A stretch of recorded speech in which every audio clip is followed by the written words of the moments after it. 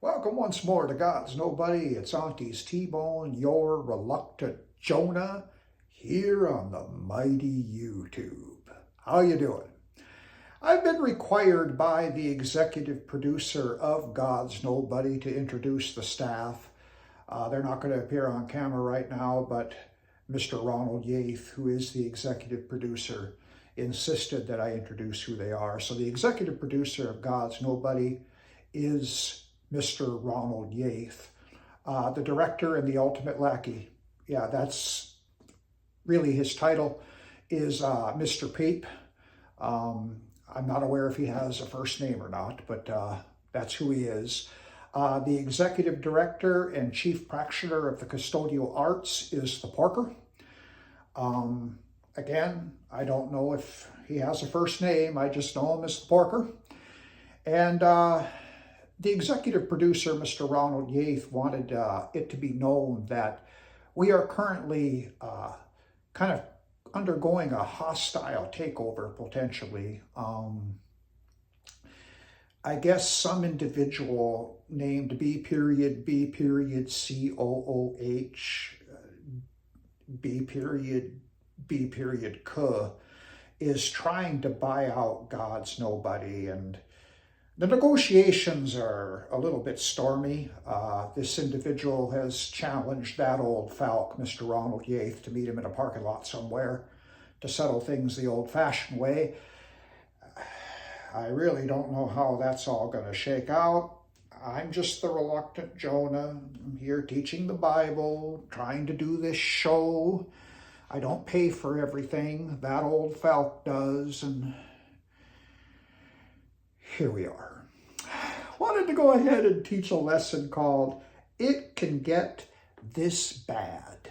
It comes from Proverbs chapter 24, verse 15. It reads, "Lay not wait, O wicked man, against the dwelling of the righteous.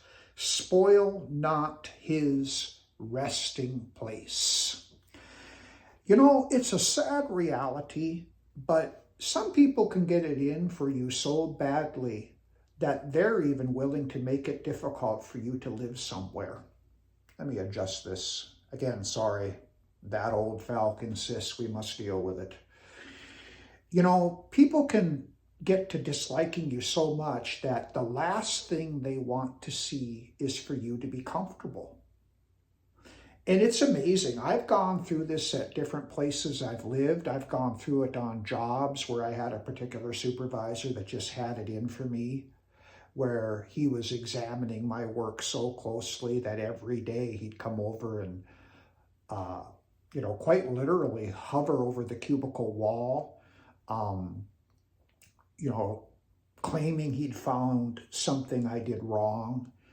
It can get that badly for some of us out here if you run into the wrong bully, or you run into somebody who's incredibly insecure, and the way they feel powerful is to disrupt your peace. The way they feel powerful is to ruin your situation because they got to stay on top. You have to be aware that there are people out there like this. You have to be aware that it can be incredibly irrational. You know, you can run into people like this and they've got it in for you, and you're just like, I hardly even know who you are. I don't even know who you are, and you're coming after me? Who are you? And when you run into this kind of thing, corporate mobbing, corporate bullying, or even in your own life, even in your own personal life, where somebody who wants to fight with you all the time deliberately moves in next to you.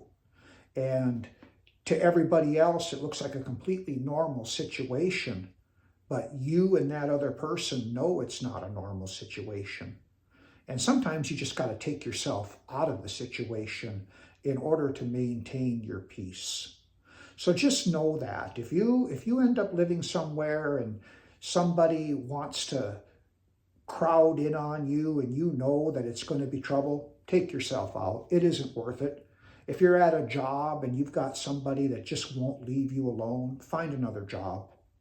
Because see, I've always been one of these people that has always really tried to hang in there no matter what.